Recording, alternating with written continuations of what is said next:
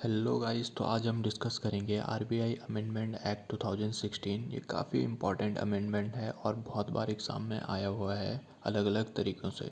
So before 2016 RBI के पास बहुत सारे काम होते थे, जैसे उन्हें इन्फ्लेशन मेंटेन करना होता था, अनएम्प्लॉयमेंट लेवल भी चेक करना होता था और साथ ही साथ कंट्री की जीडीपी कैसे आगे बढ़े वो भी उन्हें देखना होता था।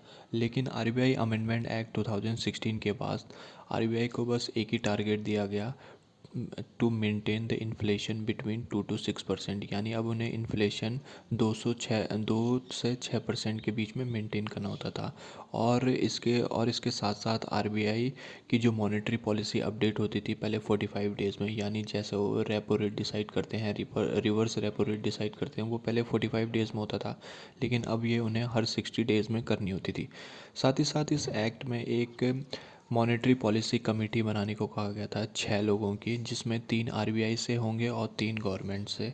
तो इसकी जो जो ये कमेटी होगी, इसके एक्स ऑफिसो चेयरमैन होंगे आरबीआई गवर्नर, यानी जो भी आरबीआई गवर्नर होगा वो इसका चेयरमैन होगा। इसकी 4 मीटिंग एक साल में करना ज़रूरी है, और अगर इस मेंबर में वोटिंग होती है और टाई होता है तो आरबीआई गवर्नर उसमें वोट कर सकता है। आप सोच रहे होंगे कि अगर आरबीआई का इन्फ्लेशन टारगेट फेल हो जाए तो क्या होगा फिर। अगर आरबीआई का इन्फ्लेशन टारगेट अगर 3 महीने से, यानी अगर 2 से 6% के बीच में नहीं मेंटेन हुआ, तो RBI has to send a report to government.